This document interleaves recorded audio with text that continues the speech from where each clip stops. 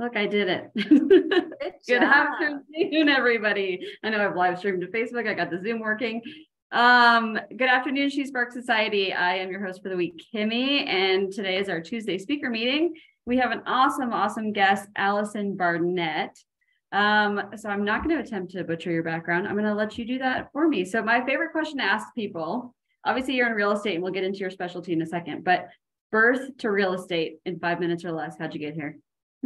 I decided not to practice law after graduating with honors from law school. I'm sure your parents and decided to make my parents extremely proud by going into real estate. But my undergrad is broadcasting. And so, you know, I'm all about having fun and getting to this point. I've actually been in real estate for over 20 years. And it is a lifelong journey of tripping over my own feet, learning lessons, being in working with new builders. And it's a passion. So that got me to today. And then, you know, along the way, I discovered new gifts and talents that I'm sure we'll get into. Awesome. So let's just talk like personal life. So where were you born and raised and where do you live now? All right. So I was born in Brooklyn, New York, and then raised partially on Long Island and then partially in Georgia. And now I am still in Atlanta, Georgia, married a Georgia boy. So kind of balanced out the obnoxious New Yorker with the redneck, which literally adds up to having no filter. Awesome. I did catch a little bit of the accent there when you were telling the names of the places. So awesome. So you kind of said, so you went to college and then you said you went to law school. And did you practice law? I never practiced law. I don't play politics very well. I actually paid my way through law school, working in the court systems. I had every intention of going into either criminal or divorce law, but I was getting married at the time and realized most divorce attorneys were divorced for a reason. They're around misery all the time. There's a lot of politics involved that I just wasn't into. My husband will tell you he knew I would never practice. And looking back, the energy was all wrong. And because I am very much an energy aware person, it was a world I didn't fit into. I don't think that way, but it is a great background to have in real estate. Yeah, I love that. Okay, so then you said 20 years in real estate. That's really impressive. So can you kind of summarize your trajectory? Like, I assume you were an individual agent. Were you ever on a team? Like, how has your career kind of evolved over the 20 years? So I have always been an independent agent. I probably should have joined a team years ago looking back, but I got into real estate, I think the year Google came out. So it was a totally different lifestyle back then and very different, very corporate. And I quickly learned that it was building a business. And while I have entrepreneurs in the family, I was not necessarily prepared to build my business. And there weren't really teams at the time in my area anyway. So I went and worked for new home builders and loved it. Other than that, they own every bit of your time. I really enjoyed working with builders. I learned so much about construction. My husband was in the building industry also, so it made sense to me.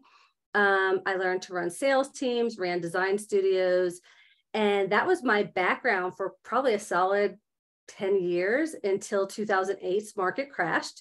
And there was no such thing as builders or real estate, really.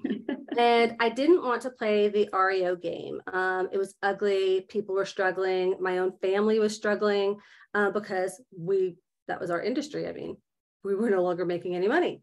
And so I got out of it for a little while and did consulting work and commercial, and kind of laid low in the commercial arena for a while, which is very much a good old boy system. So when I said that I don't do well with politics, I didn't do well in politics. And then I wound up having a lot of people come back to me because they were like, hey, I need your help. My realtor's not paying attention to me, or they're not listening, or I need you to mediate for me. And so they were paying me plus their realtor.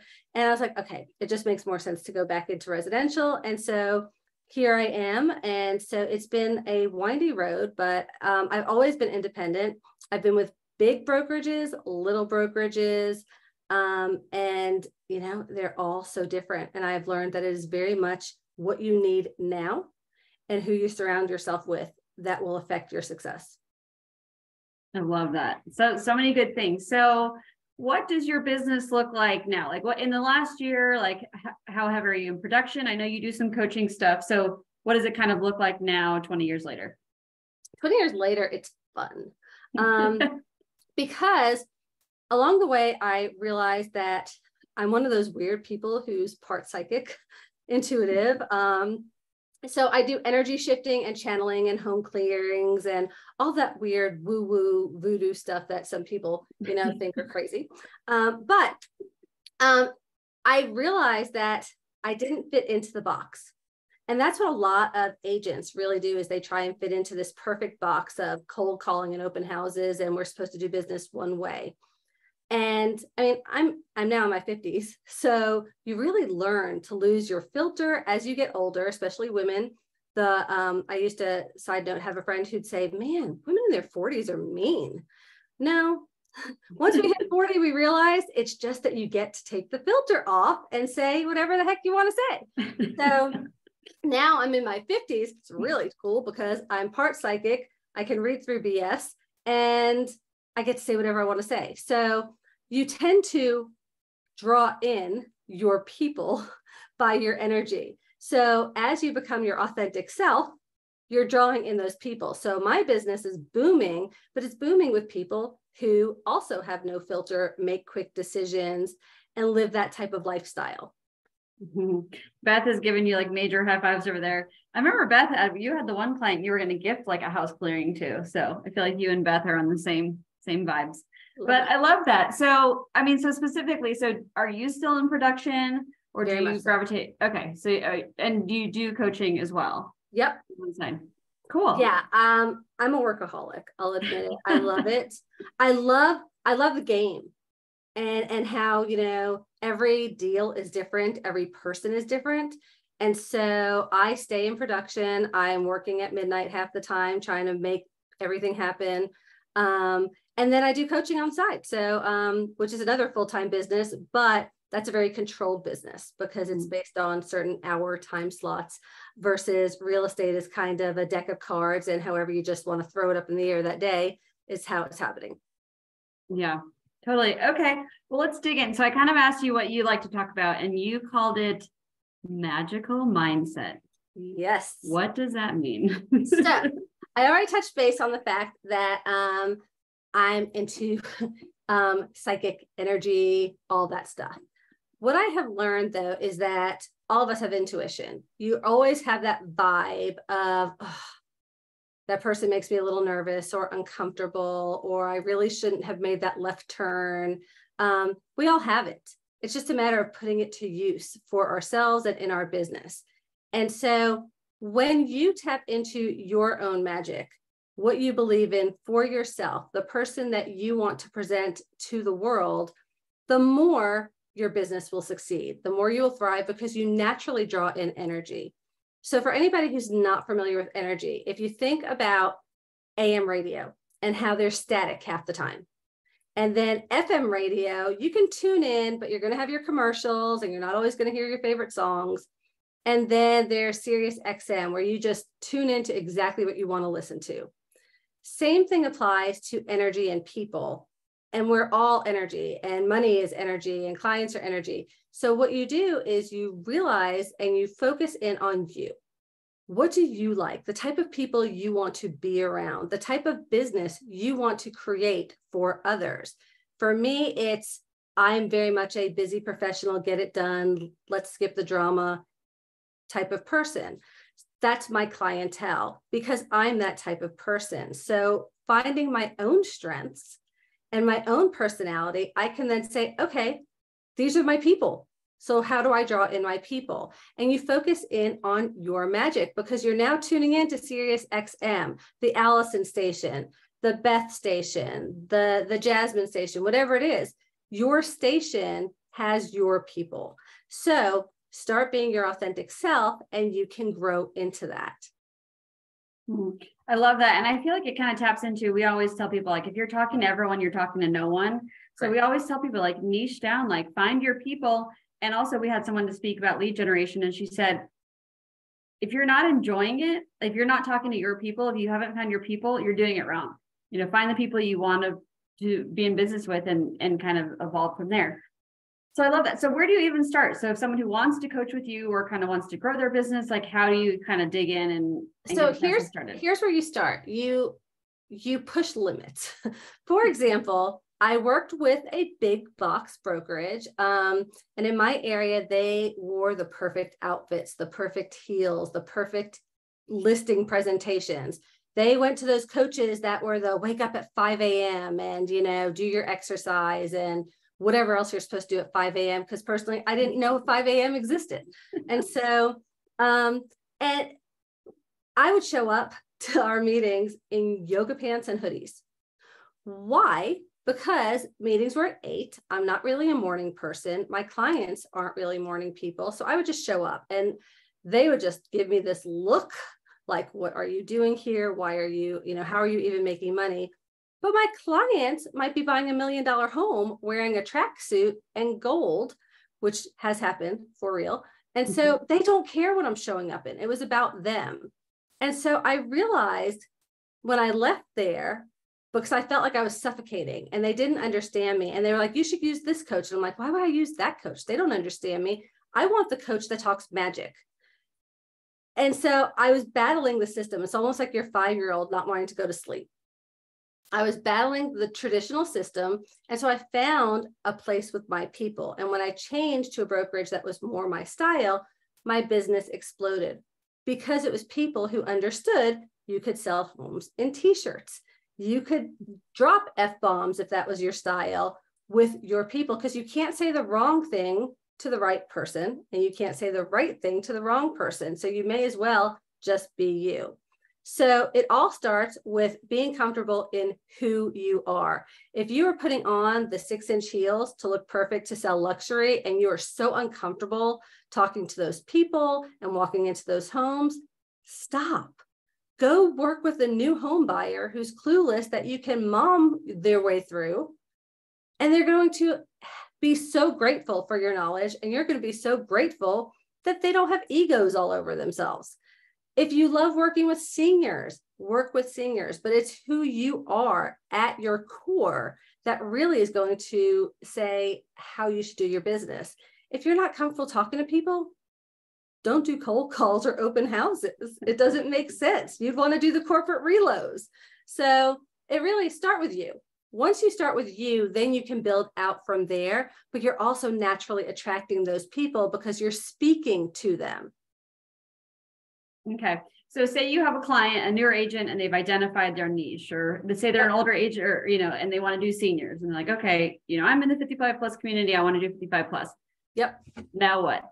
Like they're brand new. They don't have any book of business. Like how do they use that energy to reach their people? So our energy creates passion. So what's going to happen is if your passion is seniors and they decide they want to focus on seniors, you're going to deep dive into it. You're going to learn everything there is to know about probate, estate sales, taxation, all the things related to pension plans, things that seniors are affected by, how to coupon, how to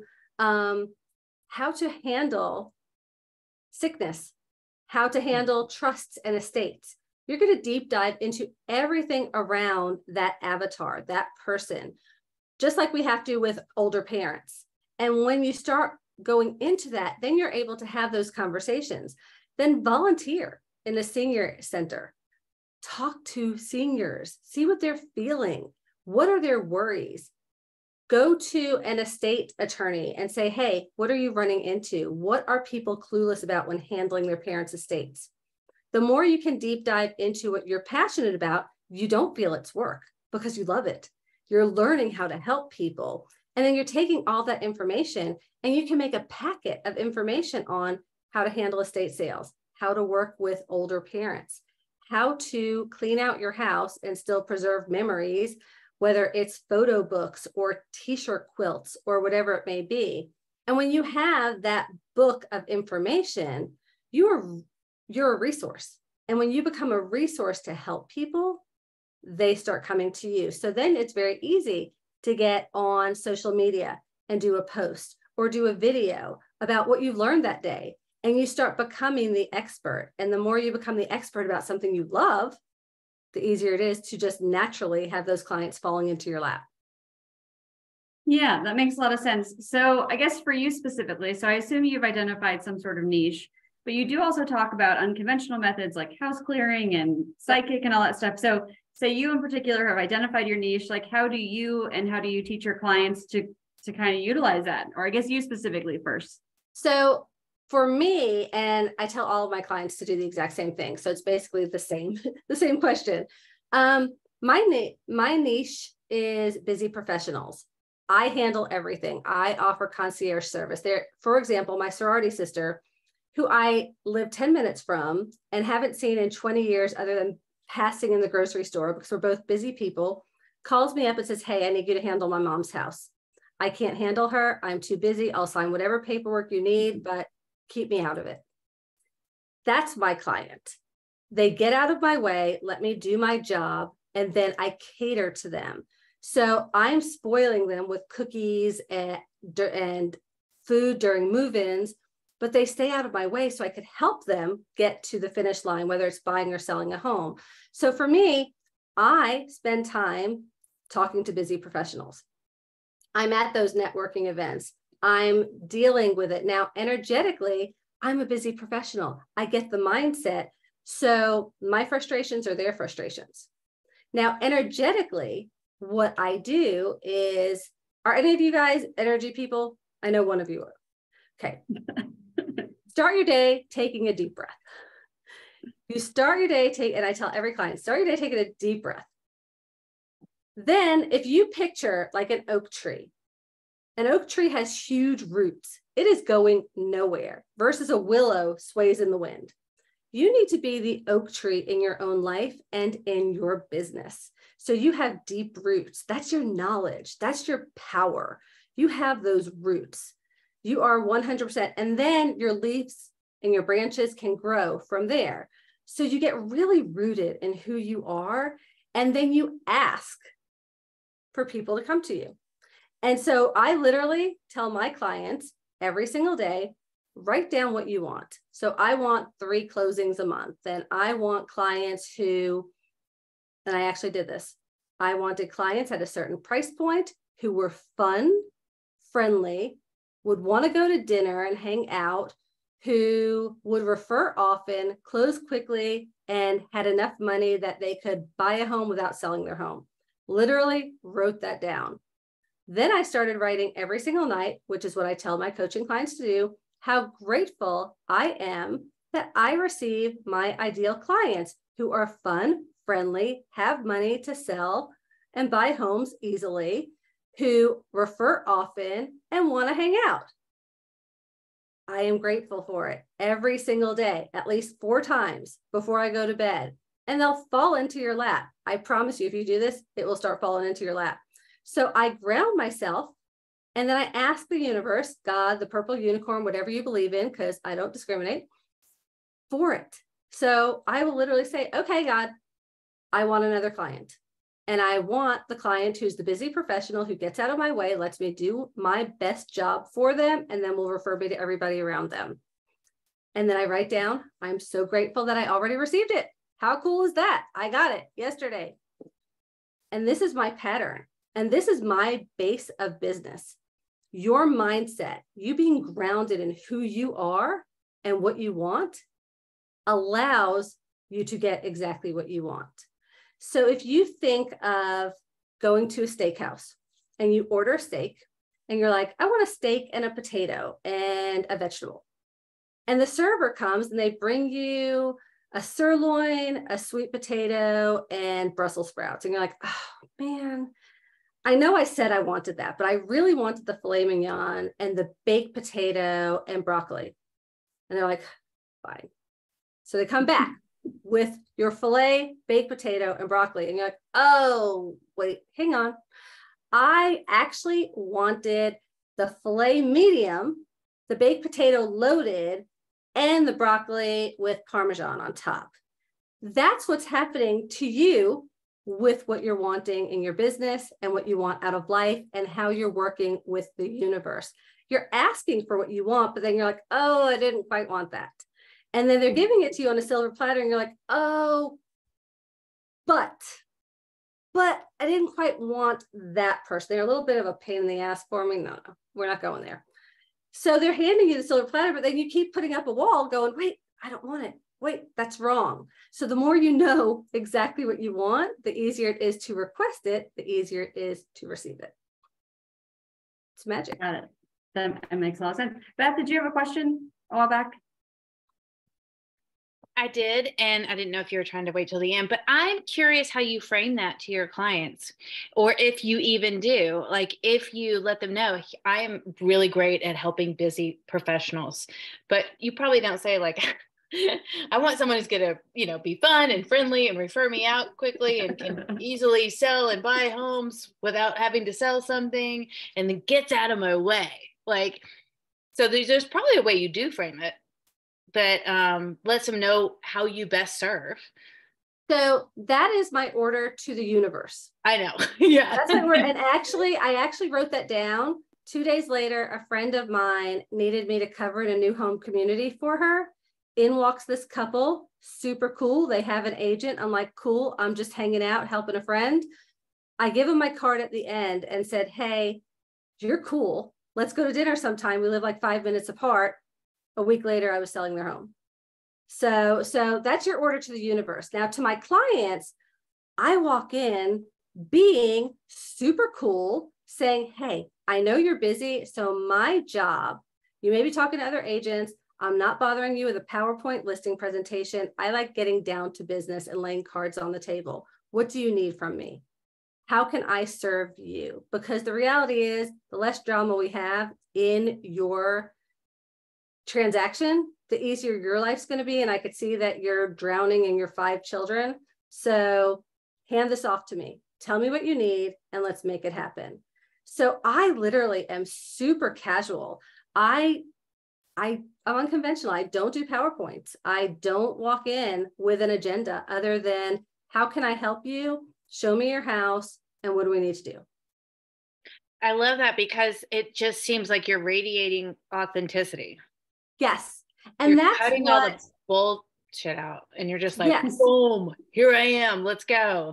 And that's the problem in real estate is that we are working with, and understandably, people have been in the industry forever. They have a box and they love to work with the same box of tricks. But the reality is the box no longer works. It doesn't fit 90% of us. The more you can be yourself though, and say, I mean, if you're a busy mom who does real estate, you working with families is your ideal client because you get it. You understand their pain. You're like, hey, I'm going to give you this Chick-fil-A gift card.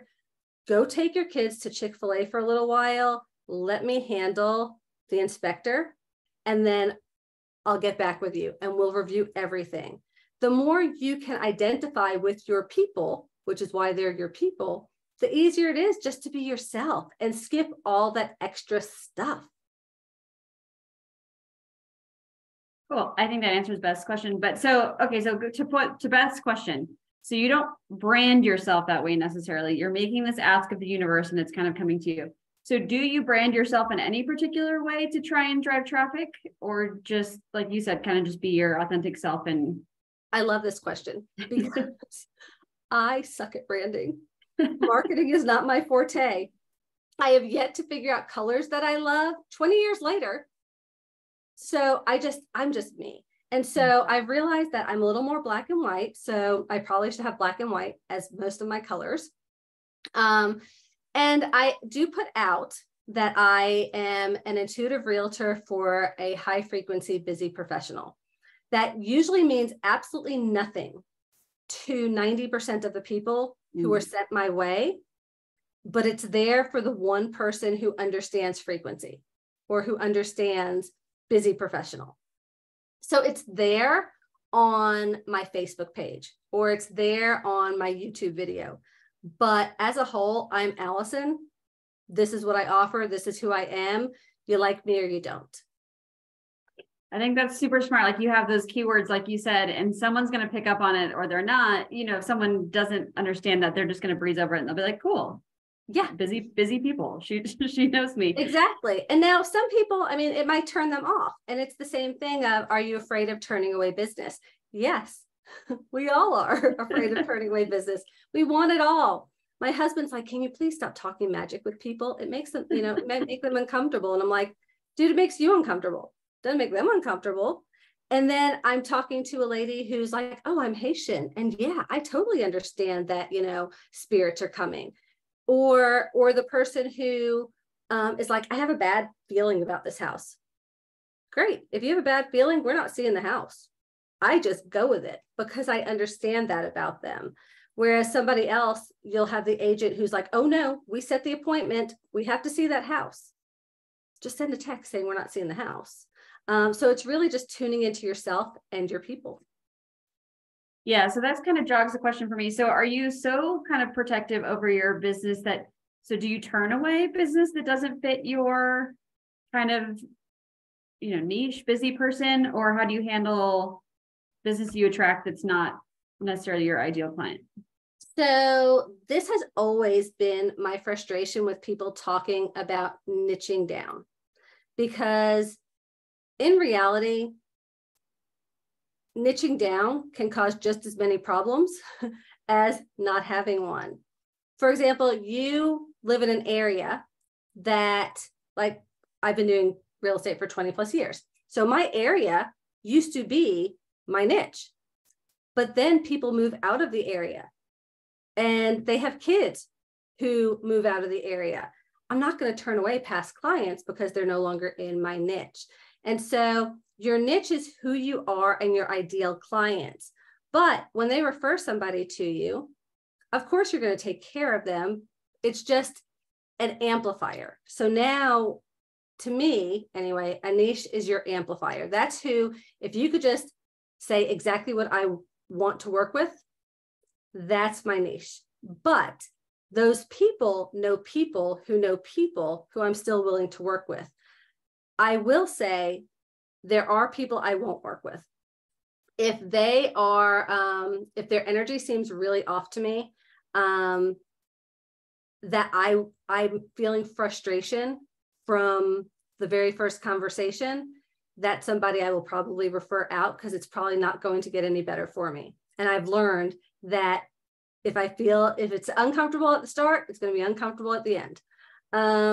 Engineers, even though they're very busy professionals, there's a certain type of engineer that requires so much data that I don't deal well with that. I don't hand over CMAs. I do my work. I know my numbers. You either trust me or you don't. So that person is not going to handle working with me very well because I'm going to be speaking big picture and they're trying to get into that tiny fine print. So that's a person who needs somebody who speaks their language. But overall, again, the more you are authentic to yourself, you're going to gain a reputation for, oh, Allison's really cool and she makes it easy for you. So just go work with her. You'll never want to go anywhere else because the experience is just so much easier. Those people know people like them. And so it's very rare, other than when I'm taking leads, random leads, which we all do, that it winds up outside of that comfort zone. Yeah, that makes a lot of sense. So you said you're not that great at marketing, but kind of going back, because so most of our group, and I don't want to speak for everybody, but new-ish, 5 years or less-ish of realtors. So what's your advice to coaching clients on marketing? You mentioned YouTube. Do you do YouTube? I do YouTube. I'm not consistent enough, but I'm working on that. My advice. So when I coach people, I do channeled coaching, which means instead of me being the traditional coach who says, we're going to make 10 calls a day, we're going to do 3 note cards a day, and we're going to throw one party a month. And then there's an accountability system. My style is much more, what are you needing? Because usually it's your energy and you're in your own way. So we have to get you out of your own way. And then whatever comes through from the universe is the guidance system. And so it kind of winds up being really funny that I'll talk systems or marketing with some people. And then I'm like, I don't know where it came from because I don't do it, but it sounds really good. So I would follow that because it's not for me. But for new people in general, keep it simple. Keep it simple. So your basic marketing of yourself should be what you love. Find one social media form. It could be Facebook, it could be YouTube, it could be TikTok, and really be consistent on it and build a base there. Make friends. I had a coach actually tell me I needed to make more friends because I'm like, I don't know enough people to be doing 50 handshakes a day. And he's like, then you need to meet more people. So it's okay to reach out to somebody and say, hey, I love your video. That's really cool. Where did you get the inspiration for, pretending you're Wendy's Frosty?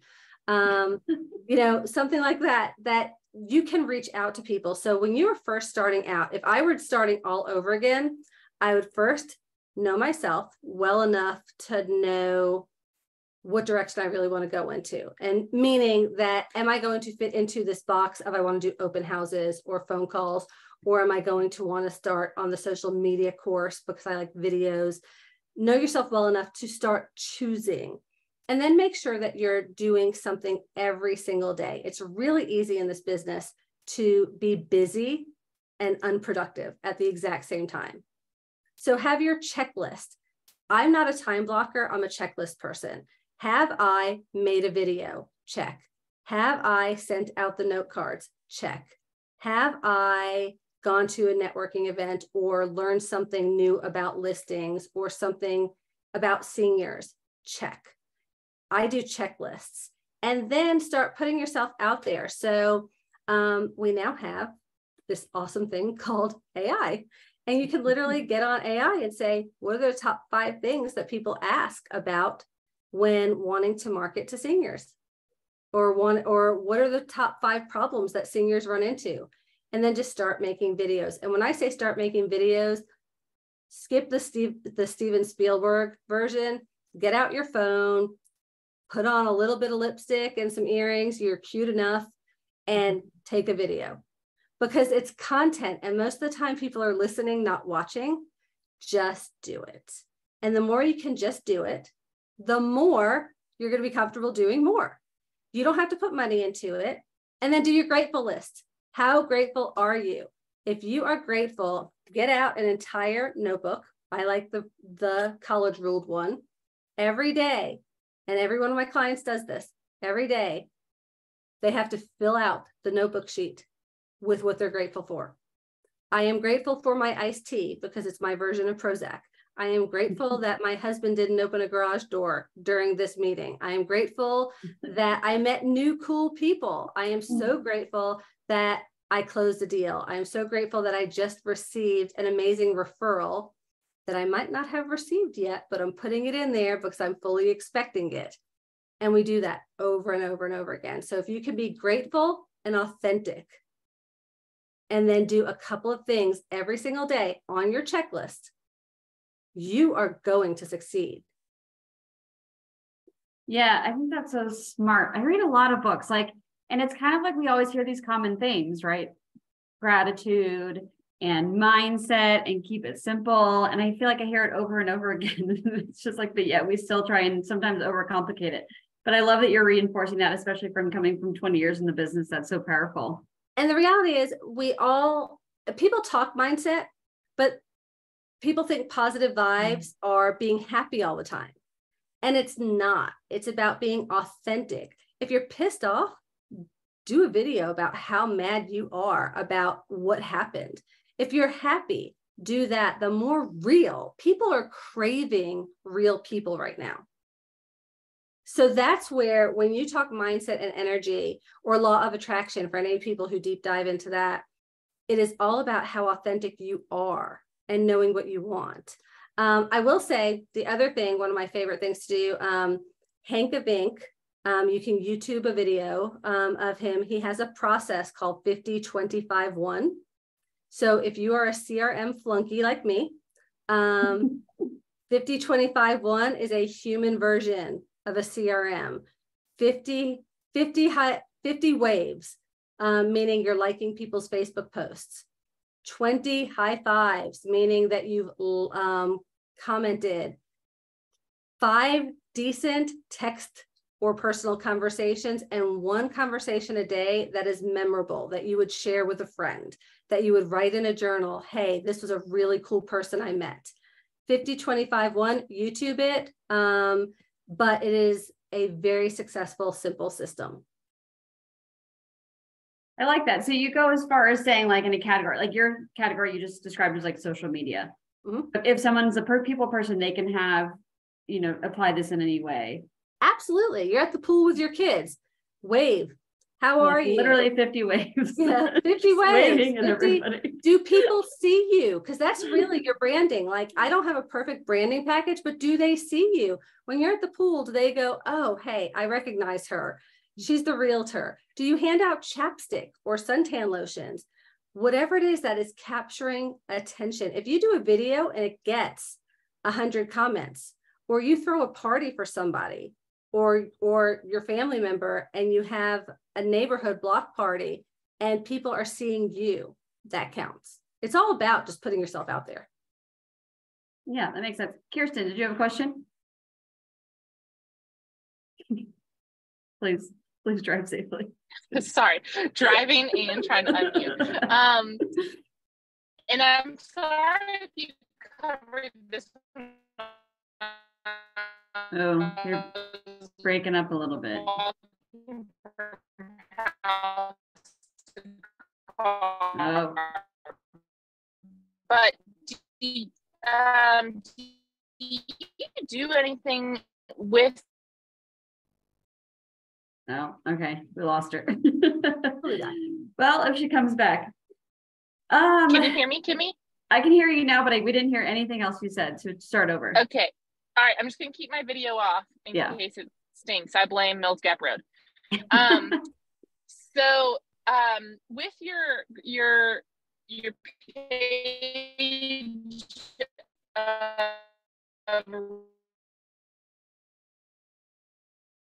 all right, we lost her again.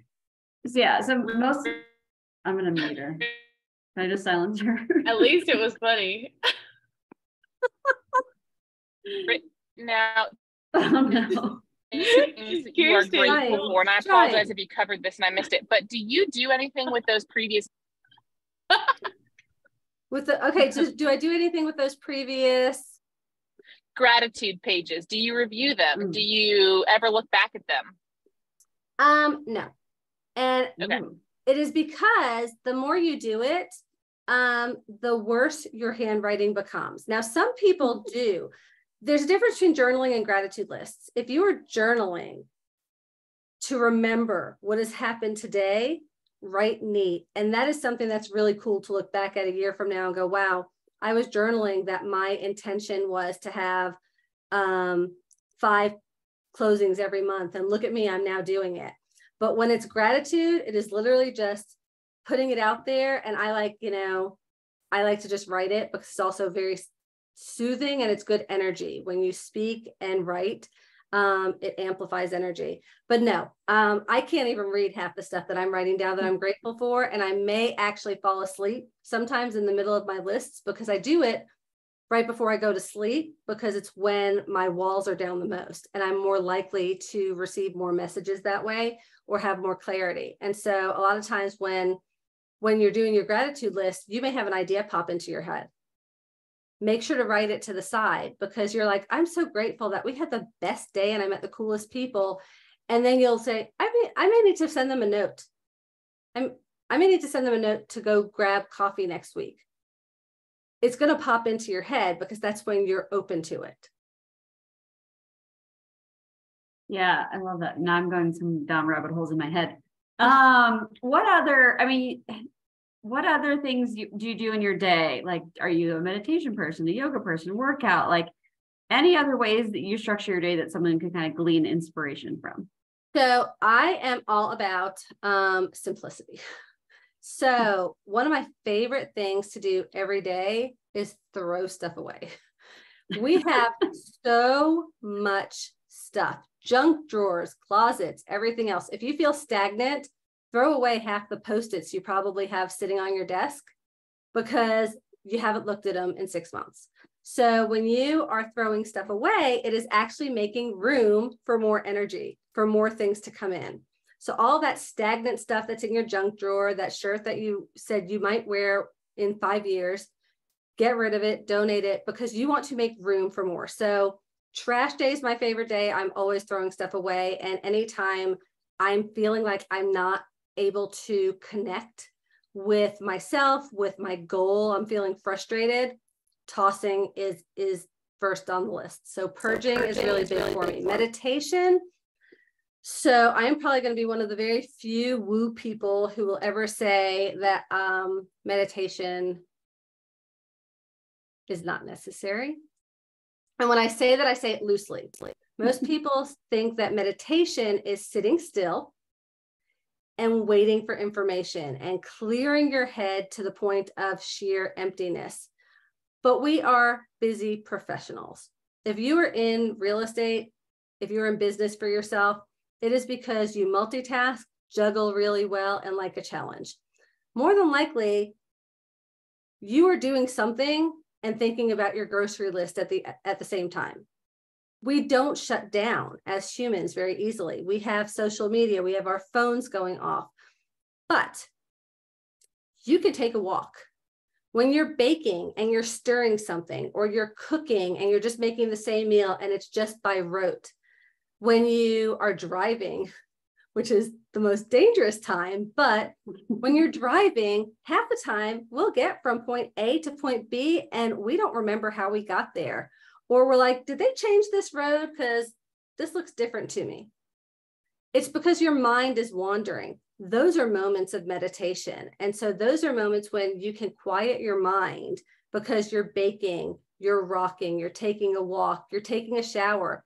How many of us wake up first thing in the morning and we get in the shower and, oh my gosh, the shower is the most brilliant place because all answers come in the shower. You go to sleep with a worry, you wake up, you take a shower, and there you go, you have your answer. I've written more term papers in college in a shower. So those moments are meditation. And so if you can enjoy those moments and be present, and I really don't like the word be present or the saying, but if you can be in that moment of the stirring and just relaxing and enjoying making cookies, you're opening yourself up to the receiving. I actually really appreciate you say that. Like, speaks to me because exactly, I hate meditation. I'm so bad at it because I can't turn my brain off. But if I want to listen to a podcast or something, I have to do something else to pay attention. Do the dishes, something mundane, cleaning. So if I'm not multitasking, I cannot pay attention to like my mind per se. So that's like the first person I've ever heard say that. I actually have told plenty of people, get on an exercise bike to do a guided meditation. Because if your body is doing something, your mind can shut down. But when you're so busy being busy, none of us can sit still for 5 minutes, much less quiet our brain. Yeah, and that just speaks to our profession because like you said, as realtors, like you kind of have to multitask. So it's so unnatural for someone to be like, sit still, like do this. I mean, sure, if that works for you, great. But to just give someone permission to be like, yeah, get on an exercise bike or go for a walk. Like that's awesome. That's such a good literally hang up the tip. phone with a client, go outside. I've had to do this actually after meetings. I'll literally say, excuse myself, walk outside, take a deep breath, ground myself again before going back in, because that one moment of peace is the equivalent to somebody's 30 minutes of meditating and being still. Because what I do when I'm sitting, I'm going through the grocery list. I have my to-do list. Who haven't I called? And it winds up being a meditation of everything I haven't accomplished. So don't go down that. Busy people don't need to sit still. You just need to do something. So yeah, exercise bike, take a walk, put it on. My other favorite thing to do is frequency music. Again, you can look it up on YouTube. Frequency music is fantastic for receiving. If you're prone to seizures, be careful because there's binary sounds and a lot of different movement in those sounds. But frequency music actually can help elevate your spirit to a receiving. So a lot of times you'll say it'll say like frequency music to receive more money or for miracles. And that's just moving your energy. And so for those of you who are unfamiliar with energy, if you've ever walked into a grocery store in the best mood and you walk out totally pissed off, anybody that happened to? Or you pick up and you're just like cranky because somebody's got like the 100 coupons and they're asking questions, then your credit card's turned down. You're like, what happened? I was just in this really great mood. And now I'm like freaking out and I have to cook dinner and I'm running 15 minutes late. You've picked up other people's energy. So my other favorite thing to do during the day is sage. You can buy loose leaf sage on Amazon. I'm more than happy to send you guys a link. And I sage my energy. So when I come home from a grocery store, when I go out to a client's house and then come home, I always sage myself, my purse, and my phone because it clears energy. It was used in ancient times for purity purposes, and purifying the air, purifying the energy, depending on who you're talking to. But sage is great for rebalancing. If you ever have the ookies in your house or your life, sage works great. My dog asks for it. My husband's like, yep, we need to sage the house. Something's not right here. And it also creates that recalibration for you. So sage, frequency music, pretend meditation, and gratefulness are probably the energies that go into success. And then after that, just be you. I literally just bought sage on Amazon. I was like, oh no, Beth, you're gonna come sage my house, okay? I know. I'm gonna do an energy clearing course. Maybe you have some. Allison, I'm in love with you. Thank you so much for coming to talk to us. And I'm so, Kimmy, did you get her in? That's awesome. This is right up my alley. I did a whole retreat this last weekend with Sunny Dawn Johnson, and I learned so much, and I have like totally like reconfigured my life this last 2 days, awesome. So that I can tap in more. And I'm so glad to hear all this. This is just really validating right now because I'm like, woo. And for any of you that are interested, I have a free Facebook group called Next Level Moves. It's for business people, not necessarily just realtors, but for business people to tap into their energy. I have a masterclass up that pinned that is all about the magical mindset. A lot of it we've talked about today and getting out of your own way, but that's there for you as well.